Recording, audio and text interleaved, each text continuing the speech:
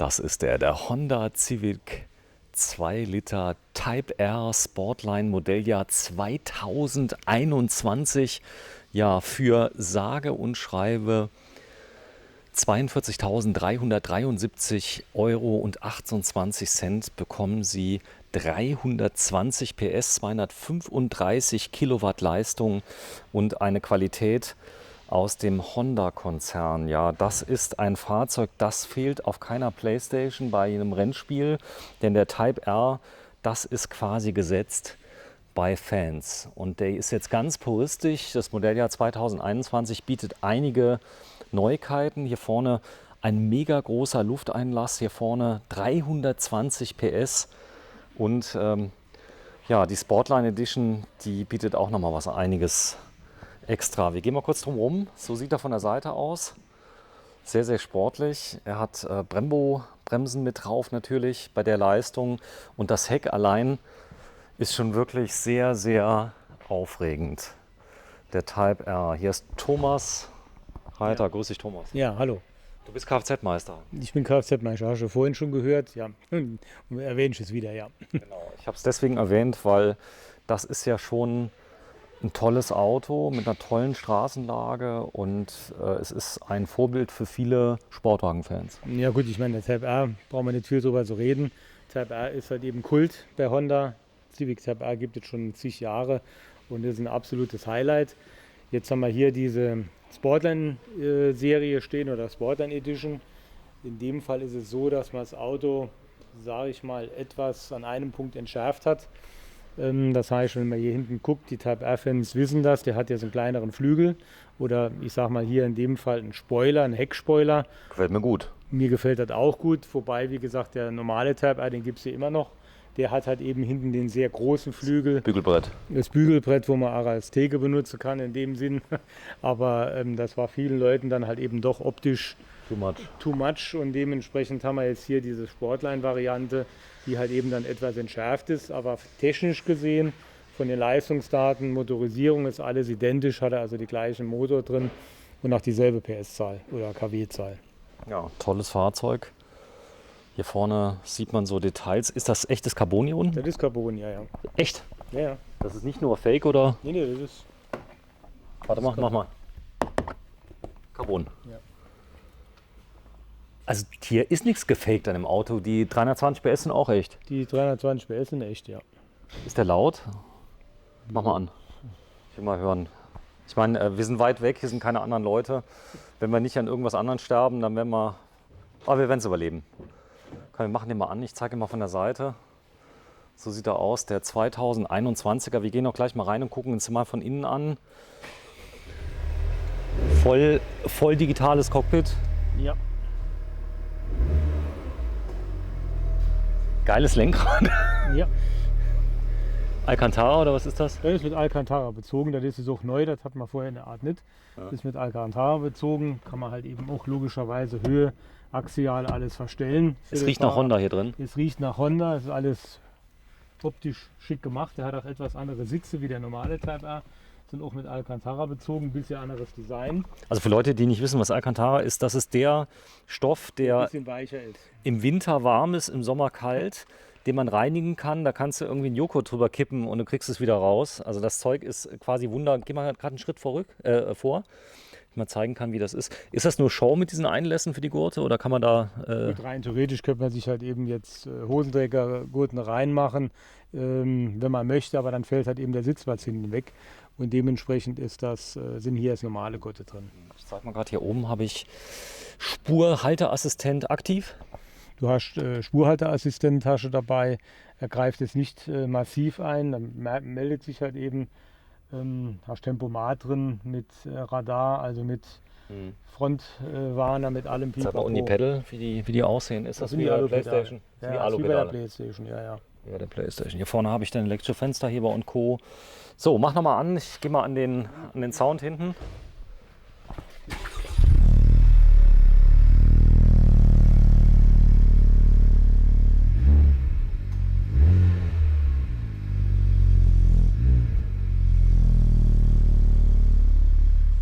Cool. Er brabbelt. Ja. Noch nicht, aber er war jetzt ganz kalt. Wir haben ihn auch jetzt nicht groß bewegt. Der Motor selber ist eine Augenweide. Ich frage mal, Heckantrieb, Frontantrieb, Allrad? Nee, das ist Frontantrieb. Frontantrieb. Ja. Der packt das mit Frontantrieb? Packt das mit einem speziellen Sperrsystem von Honda ausgerüstet. Das heißt, das Auto ist von Honda so abgestimmt, dass er für einen Frontantrieb extrem viel Traktion hat und auch sehr fahragil ist. Also das ist schon top gemacht.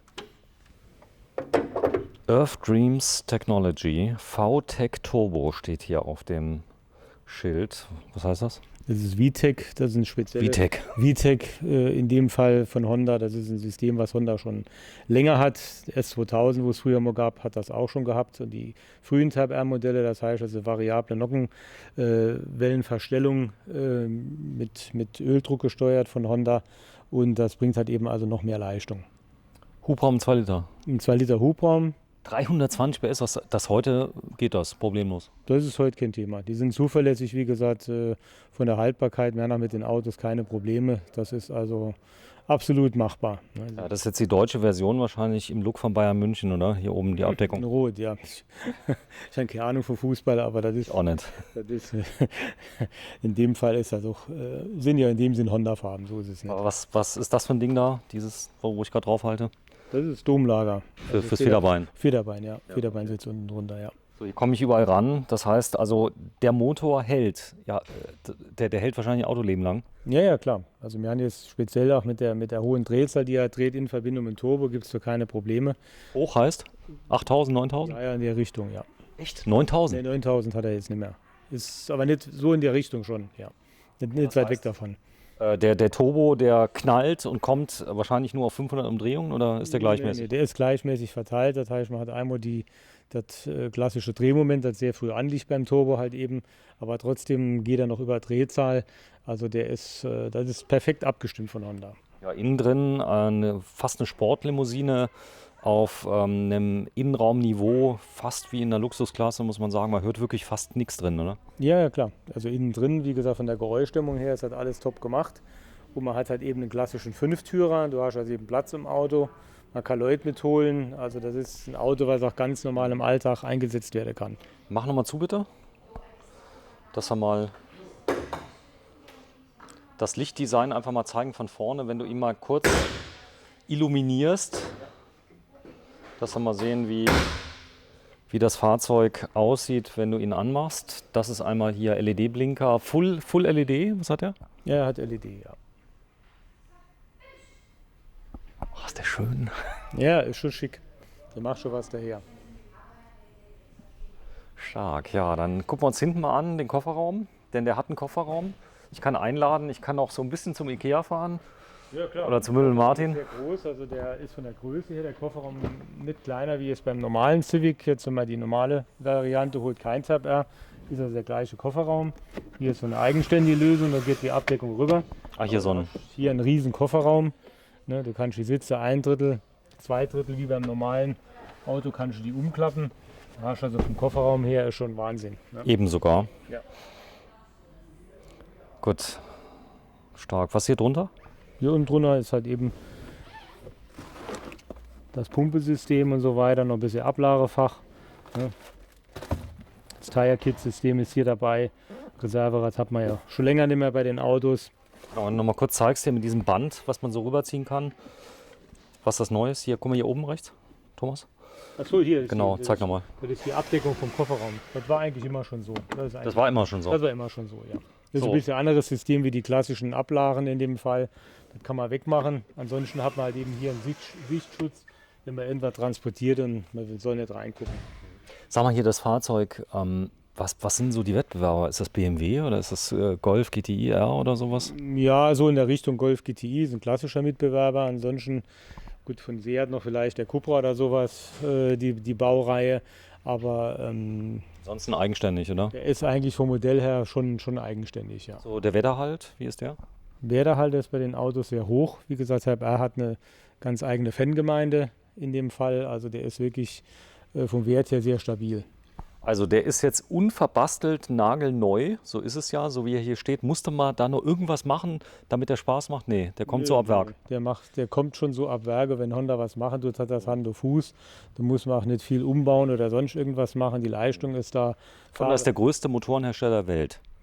Honda ist der größte Motorenhersteller weltweit, ja. Egal, ob das jetzt ein Stromaggregat ist, ein Motorrad, ein Rasenmäher. So, da gibt's Lizenznachbauten. Wenn du mal so lieb bist, hier nochmal zumachst gerade, ich zeig nochmal das Heck, dass wir es einmal kurz sehen, wie schön das ist. Ja. Wie gesagt, der Heck ist bei der Version halt eben etwas entschärft. Das ist nicht ganz so groß mit dem Spoiler. Wir haben draußen hier auch noch einen normalen Type R stehen mit dem großen Spoiler. Kann man nachher immer kurz den Unterschied zeigen. Ja, das machen wir gleich im Anschluss.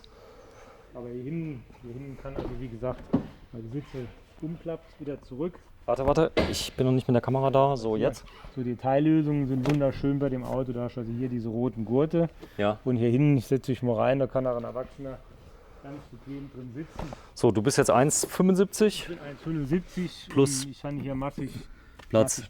Ist das auch Carbon jetzt oder nee? Nee, das ist Kunststoff. Optik. Das ist Carbon-Optik. Okay. So, hier vorne habe ich aber einen Hochtöner mit drin für einen guten Sound. Ja. Dann habe ich hier, aber es ist wirklich viel Platz drin. Platz drin, ist Raum drin. Also für die Familie da so. Isofix hat er? Isofix hat er auch. Also man kann Kindersitze reinmachen, da haben dann mit Sicherheit die Kinder ihren Spaß, wenn man damit fährt. Ja, man kann praktisch ein Baby beschleunigen, wenn man will. So ungefähr. So, das heißt also, du hast direkt daneben, ich meine, das hier ist der Benziner, als wir eben angemacht haben, da kam Luftfeuchtigkeit raus, der war ja ganz kalt. So, jetzt schauen wir uns das Innenleben mal von dem Fahrzeug an. Das fängt schon an mit diesem, ich sag mal, Carbon-Interieur, was hier drin ist, was auch, ich sag mal, entweder täuschend echt aussieht, wie alles hier in dem Auto. Ist es entweder echt oder ist es so echt, dass es aussieht wie Carbon? Auch wenn der Thomas vielleicht mal sagt, es ist echtes Carbon, es könnte auch nur optisches Carbon sein. Also wir wollen uns da jetzt nicht 100% festlegen. Das hast du aber schön gesagt. Gut, hier drin ist jetzt Carbon-Optik in dem Fall, das ist kein echtes Carbon. Aber so, ich zeige es mal gerade hier an der Fahrertür. Das changiert sogar, je nachdem, wie man drauf guckt. Ja. Wirklich schön. Und ja, das Lenkrad allein ist schon ein Rennfeeling, oder? Ja, das ist schon Rennfeeling. Gerade durch das Alcantara-Lenkrad hat man schönen Grip mit der Hand. Das ist schon cool. Mhm. Jetzt hast du ja viele Leute, die kaufen so ein Auto. Hier vorne sieht man das R 38.639 und die fahren aber überhaupt nicht schnell. Das heißt, du kannst mit dem Auto einfach nur, viele kaufen sich das nur wegen Just for Fun, oder? Ja gut, also viele kaufen das Auto wegen der Optik und halt eben mit dem Effekt, man weiß, dass man schnell fahren kann, man muss es aber nicht. Du kannst das Auto hier im Alltag ganz normal im Straßenverkehr bewegen, ist gar kein Thema. Ich finde es total scharf. Mach mal an. Man braucht nichts mehr, oder? Ja, der hat Keyless. Okay. Dann geht's an. Dann bootet hier das Display. Ja. Das ist voll digital. Ja, das ist voll digital in dem Fall. Siehst du, hier kannst du auch das Fahrwerk oder beziehungsweise alles einstellen. Da hast du hier Sport und dann kann man hier noch einen R-Modus machen. Da wird auch hier alles rot. Ich mache es nochmal zurück. Da hast du einmal Komfort ist praktisch normal, dann haben wir Sport. In den Modus springt er immer rein, wenn man anmacht. Und dann haben wir noch den R-Modus. Das heißt, also dann ist das Auto noch ein bisschen schärfer, auch vom Gangwechsel, von allem her. Das ist also alles hier über diesen Schalter, über den Taster zu machen. So, vorne das allein, dieses Sechsganggetriebe, ja. Wer das da gedengelt hat, das Teil, das ist schon gut, oder? Ja, klar, das ist so abgestimmt. Ich mache jetzt das Auto aus im Ausstellungsraum. Also ist so abgestimmt, dass die Schaltwechsel und die Gangwechsel, dass die perfekt abgestimmt sind. Mhm. QI-Ladeschale ist natürlich mit drin. Ja. Warte mal, ich guck mal gerade mit dem Licht, dass ich das hinzeige. Also das ist dann zum Handy aufladen. Jetzt habe ich hier ein Multifunktionsgerät. Mach nochmal an, ohne Motor. Machen wir die Zündung an. Genau, Zündung an. Nur mal zum zeigen, wie das Multifunktions funktioniert. Type R kommt dann. Und dann hast du auch, du hast auch Touch. Touchpanel, hast hier noch die Tasten zum Bedienen. Ist natürlich mit Navi ausgestattet in dem Fall. Das kann man alles hier drüber einstellen, kann das einmal mit dem Touch bedienen oder halt eben, sage ich mal, hier auch mit den großen Tasten. Das geht alles auch hier über das Menü halt eben. Ne? Okay, ziemlich cool. Also sehr einfach zu bedienen, wenn Honda irgendwas macht. Selbsterklärend, das ist schon schön gemacht. Kannst auch ein Telefon alles koppeln, ist mit Freisprecheinrichtung. Das ist alles schon mit dabei. So, jetzt habe ich hier Alcantara, überall wo das Auge Bild, wenn du mal gerade so lieb bist, die Musik mal ganz ausmachst. Ja. Genau, einfach leiser drehen wegen der GEMA. So, und dann Dann haben wir hier 2 Halter für Becher und Co. Ja. Und wir haben eine elektrische Parkbremse. Ja. Ja. Halt alles so State of the Art, alles was in der Klasse heute üblich ist, hat das Auto drin. Also das heißt, man kann mit dem Auto Sport machen, man kann auch damit rein theoretisch mal ein freies Fahren ist, mal auf die Rennstrecke oder so, mal irgendwo auf die Nordschleife fahren, aber es muss nicht sein. Man kann das Auto ganz normal im Alltag bewegen wie jeden normalen Civic. Der ist auch leise, wenn ich ihn bewege. Das heißt, Ja. Brüllen ist ja nicht mehr erlaubt, oder? Ja gut, die ganzen gesetzlichen Vorgaben von und die ganzen Abgasgeschichten tut er ja einhalten. Dementsprechend ist das Auto also nicht laut. Ich kann auch damit in Urlaub fahren, ganz normale, weite Strecke, gar kein Thema. Anhängerkupplung? Geht nicht. Das wäre jetzt auch irgendwo, allein schon wegen dem Auspuff, weil der hinten in der Mitte ist, aber ein Type R mit Anhängerkupplung, okay. Hätte das sein können, ich einen Wohnwagen ziehe mit dem Type R. Logisch, mit einer Leistung her packt das schon, aber in dem Fall durch die Auspuffanlage ist es nicht machbar. Gott, war Spaß. So, wenn du mal Siebes hier mal aufmachst, Handschuhfach. Da habe ich denn, so, da habt ihr den mal gecheckt nach der Übergabe, da ist das Handbuch mit drin. Ja. Ihr habt doch ganz normale Servicehefte oder habt ihr die schon voll digital? Nee, bei Honda ist es so, dass es halt eben ein digitales Serviceheft gibt. Das heißt, wir tun die Daten alle erfassen bei Honda. Der Kunde bekommt nur noch Beleg dabei, wenn er zur Inspektion war. Das ist in dem Fall auch digitalisiert.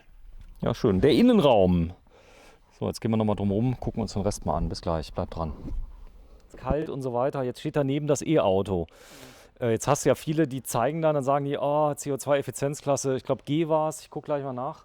Und dagegen der Benziner. Das sind neue Welten für euch, beides Honda. Ja, beides Honda. Ich meine, der Honda E ist jetzt wirklich so gekommen, wie die Studie war. Ist halt eben eine ganz andere Welt. Hier haben wir hier den Sportwagen auf Leistung und hier haben wir das absolute neueste Auto halt eben von Honda, der Honda E. Da taucht man halt eben in die Elektromobilität ein. Genau, da verweise ich übrigens auf ein eigenes Video. Ich zeige gerade die CO2-Daten noch, die A+ sind. Er hat natürlich eine CO2-Effizienz, in dem Fall 0. Hier vom noch machen. Ja, das mache ich noch gerade. Da haben wir A+. Und ja, auch hier liegen wir ähnlich vom Preis. 38,9 kostet der, wobei man das nicht direkt vergleichen kann. 154 PS, der geht aber auch gut, muss man sagen. Ja, und hier hat man 320 PS. Ja. Hier ist der Type R und hier haben wir die CO2-Effizienz Klasse E, nicht G, ich nehme alles zurück, 7,6 Liter. Das ist realistisch, das heißt, wenn ich mich zurücknehme, kann ich ihn so fahren. Ja, also wir haben Kunden, wie gesagt, einige in der Kundschaft, wenn man vernünftig fährt und nicht immer am Beschleunigen ist, dann kann man so ein Auto bequem mit um die 7, 8 Liter, kannst du den fahren. Das ist also durchaus machbar, gar kein Thema. 235 kW, 320 PS. Ja, hier ist er. Ja. Dann gucken wir uns noch das Bügelbrett mal draußen an. Der steht wo? Der steht direkt hier vor der Tür. Ich sehe es schon. Ist der geil. Ihr habt die auch zum Fahren? Ihr habt die zugelassen auch? Wir haben auch Vorführer zugelassen. Muss man nur Termine vereinbaren. Dementsprechend, damit man kann man was vereinbaren, dann kann man mit dem Auto fahren. Ist das auch ein 21er hier? Das hier neuer? Ist auch ein neuer, ja klar. Da hat sich optisch zwischen 20 und 21 gibt es optisch eigentlich keine Änderungen. Das ist in der Art, ist der Type R, so wie er jetzt hier ist der aktuell.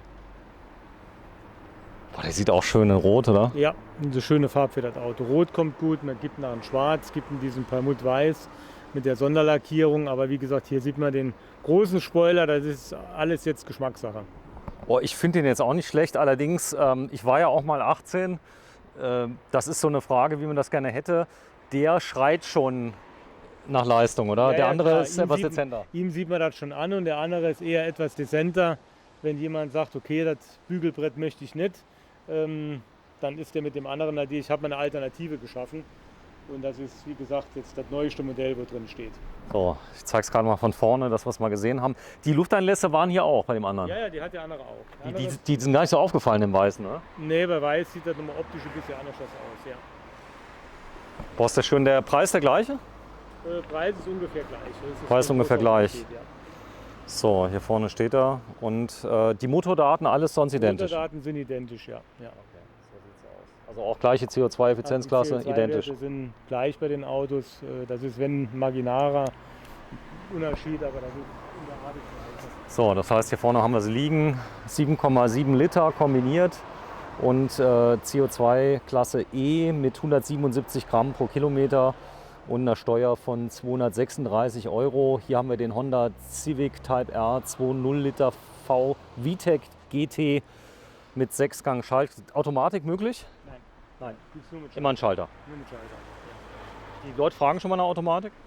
Eher selten, wird schon mal gefragt, aber es gibt sie halt eben nicht. Wobei er so gut abgestimmt ist vom Getriebe, der gibt auch selbst Zwischengas beim Fahren, wenn man runterschalten tut. Das hat Honda perfekt hinbekommen. Sehr schön. Ja, wir sind beim Autohaus Reiter. Ihr seid einer der erfolgreichsten Honda-Partner Deutschlands. Kann man ruhig sagen. Also ihr verkauft das schon sehr, sehr lange. Habt auch Motorräder da. Du liebst japanische Autos, oder? Ja gut, ich bin mit japanischen Autos groß geworden. Wie gesagt, wir haben Honda seit 2005 in beiden Standorten, hier in Saarbrücken und in Rehlingen-Siersburg. Und Motorrad machen wir auch schon seit 2007. Also wir sind schon lange Honda-Partner. Aber dir ist wichtig, auch die sportlichen Autos alle da zu haben. Also dass man die sehen kann. Was man nicht da hat, kann man nicht verkaufen. Ne? Genau so ist es. Man muss schon so ein Auto sehen und muss dafür die Leute begeistern. Und dementsprechend haben wir auch die Fahrzeuge da, logisch. Der ist schon, optisch ist das schon ein klasse Auto. Ist schon ein Hingucker, ja. Oder? Das ist schon toll, ja. So, komm, wir gehen mal kurz rein, machen mal Abmoderation. Öffnungszeiten, wenn ich mal Probe fahren will, am besten vorher anrufen. In jedem Fall vorher Termin vereinbaren. Wie gesagt, dass die Verkäufer Bescheid wissen, wie in der Probefahrt. Öffnungszeiten sind wir da im Verkauf von 9 bis 18 Uhr und samstags von 9 bis 13 Uhr. Wie gesagt, gerade jetzt in der heutigen Zeit am besten immer vorher Termine vereinbaren. Hast du die Telefonnummer im Kopf? Das ist einmal hier in Saarbrücken 0681 70 97 70 und in Rehlingen-Siersburg 06835 500 600. Ja, die Leute kommen aus ganz Deutschland zu euch? Ja, wir verkaufen auch dank deiner Videos Autos jetzt deutschlandweit. Ja, sehr schön. Ja, komm, wir gehen nochmal rein, machen mal letztes Bild nochmal kurz drauf. Der 2021er Typ R mit dem leicht entschärften Heck, der mir persönlich besser gefällt wie das Bügelbrett. Das ist aber Geschmackssache. Und so würde er dann gucken, wenn man etwas tiefer sitzt. Tschüss, Thomas. Tschüss.